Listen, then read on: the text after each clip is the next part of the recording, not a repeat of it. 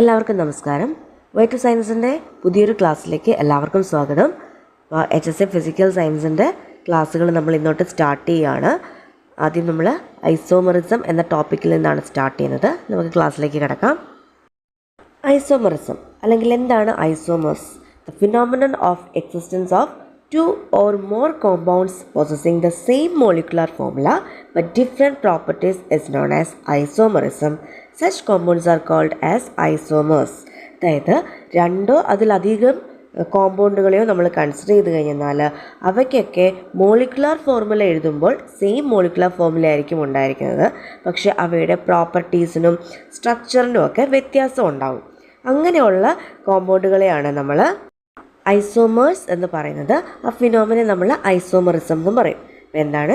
രണ്ടോ അതിലധികം കോമ്പൗണ്ടുകളെയോ നമ്മൾ കൺസിഡർ ചെയ്ത് കഴിഞ്ഞാൽ അവയ്ക്കെല്ലാം തന്നെ മോളിക്കുലാർ ഫോർമുല സെയിം ആയിരിക്കും. പക്ഷേ അവയുടെ പ്രോപ്പർട്ടീസിലും ഫിസിക്കൽ പ്രോപ്പർട്ടീസിലും കെമിക്കൽ പ്രോപ്പർട്ടീസിലും അവയുടെ സ്ട്രക്ചറിലും ഒക്കെ വ്യത്യാസം ഉണ്ടാകും. അങ്ങനെയുള്ള കോമ്പൗണ്ടുകളെ ഐസോമേഴ്സ് എന്നും ആ ഫിനോമിനെ നമ്മൾ ഐസോമറിസം എന്ന് പറയുന്നു. The two important aspects which describes the structure of a molecule are bond connectivity and spatial arrangements. ഇനി മോളിക്യൂളുകളുടെ സ്ട്രക്ചറിനെ ഡിസ്ക്രൈബ് ചെയ്യുന്ന രണ്ട് ഇമ്പോർട്ടൻറ്റ് ആസ്പെക്റ്റുകളാണ് ബോണ്ട് കണക്ടിവിറ്റിയും സ്പേഷ്യൽ അറേഞ്ച്മെൻറ്റ്സും എന്ന് പറയുന്നത്. അപ്പോൾ ബോണ്ട് കണക്ടിവിറ്റി എന്ന് പറഞ്ഞു കഴിഞ്ഞാൽ the sequence in which different atoms or groups are bonded to each other in a molecule. ഒരു മോളിക്യൂളിൽ ഡിഫറെൻറ്റ് ആറ്റങ്ങളെയോ അല്ലെങ്കിൽ ഗ്രൂപ്പുകളെയോ ഒക്കെ ബോണ്ട് ചെയ്തിരിക്കുന്നതിൻ്റെ ആ സീക്വൻസിനെയാണ് നമ്മൾ ബോണ്ട് കണക്ടിവിറ്റി എന്ന് പറയുന്നത്. The sequence in which different atoms or groups R bonded to each other in a molecule is called bond connectivity. The isomers differing in their bond connectivity are called constitutional isomers. Bond കണക്ടിവിറ്റിയിലുള്ള വ്യത്യാസത്തിൻ്റെ അടിസ്ഥാനത്തിൽ നമ്മൾ ഐസോമേഴ്സിനെ പറയുന്നതാണ് constitutional isomers എന്ന്. It is also called structural isomers. ഇനി spatial അറേഞ്ച്മെൻറ്റിൻ്റെ കാര്യം പറഞ്ഞായിരുന്നു. അതായത് ഒരു മോളിക്യൂളിലെ ആറ്റങ്ങളുടെയോ ഗ്രൂപ്പുകളുടെയോ ഒക്കെ 3 ഡയമെൻഷണൽ അറേഞ്ച്മെൻറ്റിനെയാണ് നമ്മൾ സ്പേഷ്യൽ അറേഞ്ച്മെൻറ്റ്സ് എന്ന് പറയുന്നത്. The study of spatial arrangement of molecule is referred to as stereochemistry. Okay, ഇപ്പോൾ ഒരു മോളിക്യൂളിലെ ആറ്റങ്ങളുടെയോ ഗ്രൂപ്പുകളുടെയോ ഒക്കെ അറേഞ്ച്മെൻറ്റിനെ കുറിച്ചുള്ള സ്റ്റഡിയെയാണ് നമ്മൾ സ്റ്റീരിയോ കെമിസ്ട്രി എന്ന് പറയുന്നത്. The study of spatial arrangement of a molecule is referred to as stereochemistry. ഇനി നമ്മൾ ഓൾറെഡി പറഞ്ഞു കഴിഞ്ഞു, കോൺസ്റ്റിറ്റ്യൂഷണൽ ഐസോമറിസത്തിനെ തന്നെയാണ് നമ്മൾ സ്ട്രക്ചറൽ ഐസോമറിസം എന്ന് പറയുന്നതെന്ന് പറഞ്ഞു. അപ്പോൾ compounds having the same molecular formula but different structures R classified as structural isomers. ഇപ്പോൾ ഇവിടെ മോളിക്കുലർ ഫോർമുല സെയിം ആയിരിക്കും, പക്ഷേ ആ കോമ്പൗണ്ടിൻ്റെ സ്ട്രക്ചറൽ അറേഞ്ച്മെൻറ്റ്സിൽ വ്യത്യാസം ഉണ്ടാവും. ഓക്കെ, രണ്ടോ അതിൽ അധികമോ കോമ്പൗണ്ടുകൾ ഉണ്ടാകും. അവയുടെയൊക്കെ മോളിക്കുലർ ഫോർമുല സെയിം ആയിരിക്കും, പക്ഷേ സ്ട്രക്ചറിന് വ്യത്യാസമുണ്ടാകും. അങ്ങനെയുള്ള കോമ്പൗണ്ടുകളെ അല്ലെങ്കിൽ ഐസോമറുകളെയാണ് നമ്മൾ സ്ട്രക്ചറൽ ഐസോമേഴ്സ് എന്ന് നമ്മൾ പറയുന്നത്, അല്ലെങ്കിൽ കോൺസ്റ്റിറ്റ്യൂഷണൽ ഐസോമേഴ്സ് എന്ന് നമ്മൾ പറയും. അപ്പോൾ ഇതിനെ ക്ലാസിഫൈ ചെയ്തിരിക്കുന്നത് എങ്ങനെയൊക്കെയാണ് നമുക്ക് നോക്കാം. കോൺസ്റ്റിറ്റ്യൂഷണൽ ഐസോമേഴ്സിനെ 5 ക്ലാസിഫൈ ചെയ്തിട്ടുണ്ട്. Chain isomers, position isomers, functional isomers, metamers and tautomers. അപ്പോൾ നമുക്ക് ആദ്യത്തേത് നോക്കാം. Chain isomerism. When 2 or more compounds have similar molecular formula but different carbon skeletons, these are referred to as chain isomers and the phenomenon is termed as chain isomerism. ഇവിടെയും രണ്ടോ അതിലധികമോ കോമ്പൗണ്ടുകളുടെ molecular formula same ആയിരിക്കും, പക്ഷേ അതിലുള്ള കാർബണിൻ്റെ അറേഞ്ച്മെൻറ്റ്സിന്, carbon സ്കെലറ്റൻസിന് വ്യത്യാസമുണ്ടായിരിക്കും. ഇവയാണ് നമ്മൾ chain ഐസോമറുകൾ എന്ന് പറയുന്നത്. നമുക്ക് എക്സാമ്പിൾസ് നോക്കുമ്പോൾ കുറച്ചുകൂടെ മനസ്സിലാവും. നോക്കുക, പെൻറ്റെയിൻ എടുക്കുമ്പോൾ അതൊരു ലോങ് ചെയിനാണ് അല്ലേ. കാർബണിൻ്റെ അറേഞ്ച്മെൻറ്റ്സ് നോക്കുക, അതെല്ലാം ലോങ് ചെയിനാണ് പെൻറ്റെയിനിൽ. പക്ഷേ ഐസോ പെൻറ്റെയിനും നിയോ പെൻറ്റെയിനും ഒക്കെ വരുമ്പോൾ അവിടെ ഒരു ബ്രാഞ്ചസ് വരുന്നുണ്ട്. കാർബൺ ആറ്റങ്ങളുടെ ബ്രാഞ്ചസ് അവിടെ വരുന്നുണ്ട്. ഓക്കെ, അപ്പോൾ സ്പേഷ്യൽ അറേഞ്ച്മെൻറ്റ്സിന് അവിടെ വ്യത്യാസമുണ്ട്. പക്ഷേ മോളിക്കുലർ ഫോർമുല നമ്മൾ എഴുതി കഴിഞ്ഞാൽ 3ൻ്റെയും സെയിം തന്നെയാണ്. നമ്പർ ഓഫ് കാർബണും നമ്പർ ഓഫ് ഹൈഡ്രജനും 3ലും സെയിം തന്നെയാണ്. C5H12 എന്നുള്ള മോളിക്കുലർ ഫോർമുല തന്നെയാണ് എല്ലാത്തിലും വരുന്നത്. അപ്പോൾ എന്തായിരുന്നു ചെയിൻ ഐസോമറിസം എന്ന് പറഞ്ഞാൽ? രണ്ടോ അതിലധികമോ കോമ്പൗണ്ടുകൾ ഉണ്ടാകും. അവയുടെയൊക്കെ മോളിക്കുലർ ഫോർമുല സെയിം ആയിരിക്കും, പക്ഷേ കാർബണിൻ്റെ അറേഞ്ച്മെൻറ്റ്സിൽ അല്ലെ കാർബൺ സ്കെൽറ്റൻസിൽ വ്യത്യാസം ഉണ്ടാകും. ഇങ്ങനെയുള്ള ഐസോമറുകളെയാണ് നമ്മൾ ചെയിൻ ഐസോമേഴ്സ് അല്ലെങ്കിൽ ഈ ഫിനോമിനെ ചെയിൻ ഐസോമറിസം നമ്മൾ പറയുന്നത്. നെക്സ്റ്റ് വൺ പൊസിഷൻ ഐസോമറിസം ആണ്. When two or more compounds differ in the position of substituent atom or functional group on the carbon skeleton. They are called position isomers and this phenomenon is termed as position isomerism. അപ്പോൾ പേര് പോലെ തന്നെ പൊസിഷനിൽ വരുന്ന isomerism. എന്തിൻ്റെ പൊസിഷനിലാണ്? Functional ഗ്രൂപ്പുകളുടെയോ ആറ്റങ്ങളുടെയോ ഒക്കെ പൊസിഷനിലുള്ള വ്യത്യാസം. ഒരു കാർബൺ സ്കെലറ്റൻ എടുത്തു കഴിഞ്ഞാൽ അതിൽ അറ്റാച്ച് ചെയ്തിരിക്കുന്ന ഫങ്ഷണൽ ഗ്രൂപ്പുകളുടെയോ ആറ്റത്തിൻ്റെയോ കോൺസ്റ്റിറ്റ്യൂവൻ്റ് ആറ്റങ്ങളുടെയോ ഒക്കെ പൊസിഷനിൽ വരുന്ന വ്യത്യാസം കൊണ്ടുണ്ടാകുന്ന ഐസോമറിസമാണ് പൊസിഷൻ ഐസോമറിസം എന്ന് പറയുന്നത്. എക്സാമ്പിൾസ് നോക്കിയേ. ഇവിടെ OH ഗ്രൂപ്പാണ് കാർബണുമായിട്ട് അറ്റാച്ച് ചെയ്തിരിക്കുന്നത്. പക്ഷേ ആ രണ്ട് OH ഗ്രൂപ്പുകളും അറ്റാച്ച് ചെയ്തിരിക്കുന്ന പൊസിഷന് വ്യത്യാസമുണ്ട് അല്ലേ. അപ്പോൾ അതിൽ നിന്നുണ്ടാവുന്ന ഐസോമേഴ്സാണ് പൊസിഷൻ ഐസോമേഴ്സ്, അല്ലെങ്കിൽ ആ ഫിനോമിനയാണ് പൊസിഷൻ ഐസോമറിസം എന്ന് പറയുന്നത്. എത്രാമത്തെ കാർബൺ ആറ്റവുമായിട്ടാണ് ഫങ്ഷണൽ ഗ്രൂപ്പ് അറ്റാച്ച് ചെയ്തിരിക്കുന്നത്, ആ പൊസിഷൻ്റെ ഡിഫറൻസിനനുസരിച്ചുള്ള ഐസോമറിസമാണ് പൊസിഷൻ ഐസോമറിസം എന്ന് പറയുന്നത്.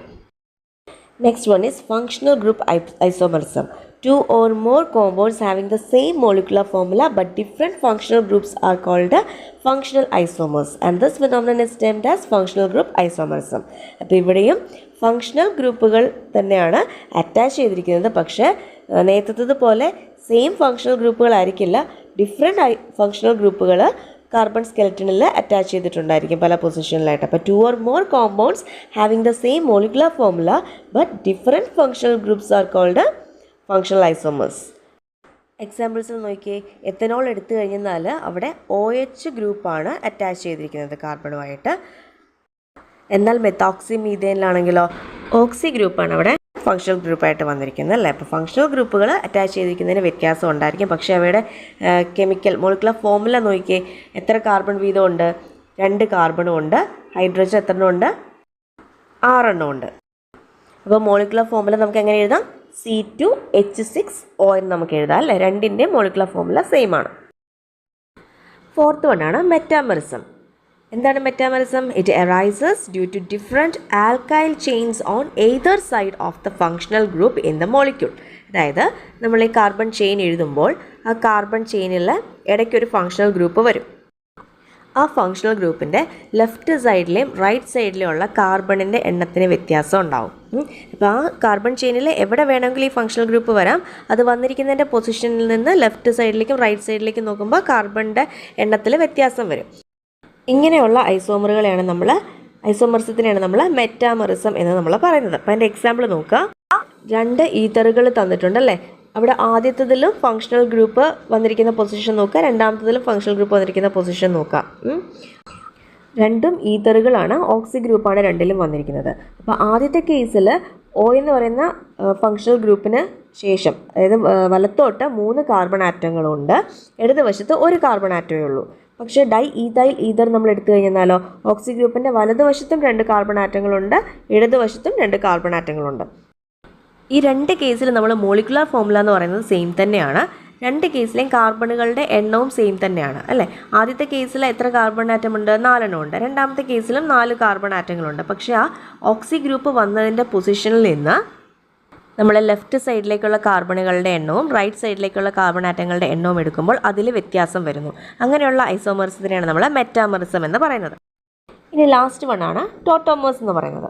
2 forms of the same compound which arise due to migration of a hydrogen atom are called tautomers. ടോട്ടോമേഴ്സിന് എക്സാമ്പിളായിട്ട് ഇവിടെ ഒരു കീറ്റോ ഈനോൾ ടോട്ടോമറിസം കാണിച്ചിട്ടുണ്ട്.